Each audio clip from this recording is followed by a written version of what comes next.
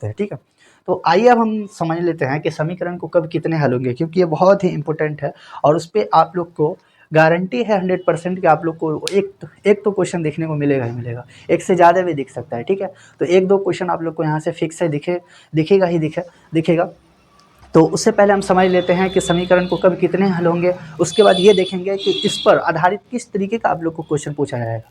तो आइए हम समझते हैं सबसे पहले कि समीकरण को कब कितने हल होंगे। तो देखिए सबसे पहले कंडीशन है, एक कंडीशन आप लोग को याद रखना है, उसके बाद हलों की संख्या कितना हो क्या होगी वो याद रखना है, उसके बाद ग्राफ उसका किस तरीके से ग्राफ की कंडीशन क्या होगी वो भी आप लोग को याद रखना है। देखिए जब भी देखिए A1 A2 B1 B2 C1 C2 हमने बता रखा है, तो उसी प्रकार से यदि A1 बटे A2 नॉट इक्वल B1 बटे B2 तब समीकरण को अद्वितीय हल होगा। देखिए A1 बटे A2 not is equal to B1 बटे B2 तब जो है समीकरण को अद्वितीय हल होगा। अद्वितीय हल का मतलब यह होता है कि समीकरण को एक हल होने वाला है, ठीक है। और उसी प्रकार से अगर इसका ग्राफ की कंडीशन की बात की जाए तो ग्राफ का जो कंडीशन होगा वो होगा प्रतिच्छेदी रेखा हो जाएगी।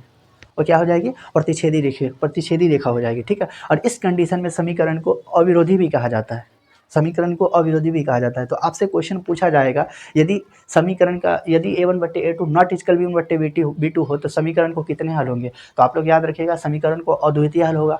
अद्वितीय ऑप्शन में दिया रहता है, ठीक है। अद्वितीय का मतलब होता है दो नहीं एक होगा, ठीक है। तो यहाँ देख सकते हैं क्वेश्चन में मैंने लिख रखा है कि एक हल, ठीक है। उसी तरीके से इस कंडीशन में समीकरण को अविरोधी भी कहेंगे और इसका जो ग्राफ होने वाला है वो प्रतिच्छेदी होगा। तो ये तीनों में से देखिए 1 2 3 ये 3 पॉइंट में से कुछ एक पूछ सकता है आप लोग को, ठीक है।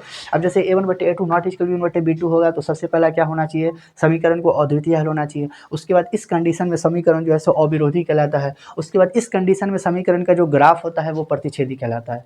तो आई होप कि आप लोग को पहला कंडीशन समझ में आ गया होगा। तो अब हम चलते हैं सेकंड कंडीशन पर, और सेकंड कंडीशन देखिए क्या बोल रहा है, यदि A1 बटे A2 is equal to B1 बटे B2 is equal to C1 बटे C2 हो तो इस कंडीशन में समीकरण का जो है अनंत हल होंगे।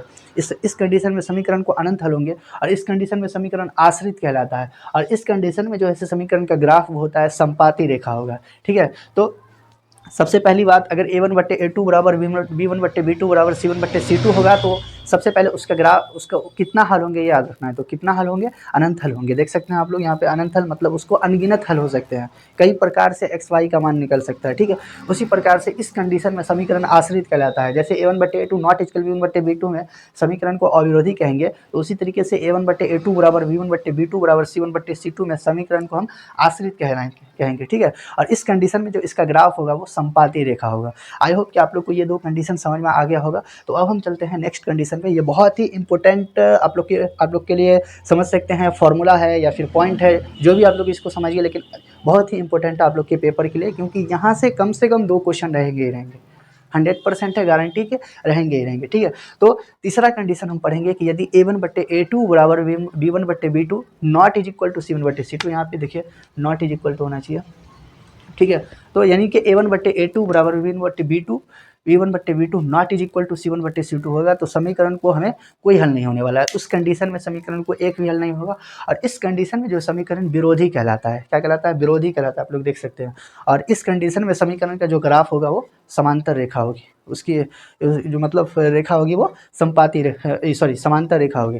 अब समझ लेते हैं इसमें प्रतिच्छेदी रेखा क्या होती है, संपाती रेखा क्या होती है, समांतर रेखा क्या होती है। तो देखिए प्रतिच्छेदी रेखा का क्या मतलब होता है, आप लोग हमेशा याद रखिएगा, जब भी हम इस समीकरण को सॉल्व करेंगे, आलेख विधि सीखेंगे, तो समीकरण का दो लाइन जाएगा, यानी ग्राफ का 2 लाइन जाएगा। एक तो इस समीकरण का लाइन जाएगा एक, और दूसरे समीकरण का लाइन जाएगा। तो मान लिया कि प्रतिच्छेदी रेखा में एक समीकरण का लाइन इस तरीके से जा रहा है तो दूसरा समीकरण का लाइन इसको काटते हुए कहीं पे से जाएगा। तो ऐसी कंडीशन में हम बोलेंगे कि ये जो समीकरण का जो ग्राफ है वो प्रतिच्छेदी होगा, मतलब एक बिंदु पर कहीं ना कहीं वो इंटरसेक्ट कर रहा है, यानी काट रहा है, तो उसको हम बोलेंगे प्रतिच्छेदी रेखा, ठीक है। तो अब संपाती रेखा समझते हैं। देखिए मान लिया पहली समीकरण का जो रेखा है वो इस तरीके से गया, तो दूसरा समीकरण का रेखा भी है इसी के ऊपर से होकर ही जाएगा, इसी के ऊपर जाएगा, क्योंकि संपाती का मतलब यही होता है कि उसके ऊपर चढ़कर, ठीक है, मतलब उसी के ऊपर से लाइन गुजरेगा। समांतर आप लोग समझ रहे होंगे कि मान लिया कि एक रेखा इस तरीके से जा रहा है एक समीकरण का, तो दूसरा रेखा जो है इसके समांतर में जाएगा, यानी इसको इंटरसेक्ट कभी नहीं करेंगे। जब इसको इंटरसेक्ट नहीं करेगा, कहीं पे काटेगा नहीं, तो इसका हल भी नहीं होगा। तो इसीलिए लिखा गया है कि अगर A1 बटे A2 बराबर B1 बटे B2 not is equal to C1 बटे C2 होगा तो इसको कोई हल नहीं होगा और यह विरोधी कहलाता है। ठीक है, तो आई होप कि आप लोग को ये कंडीशन समझ में आ गया होगा। अब हम इस पे अच्छे से क्वेश्चन प्रैक्टिस करने वाले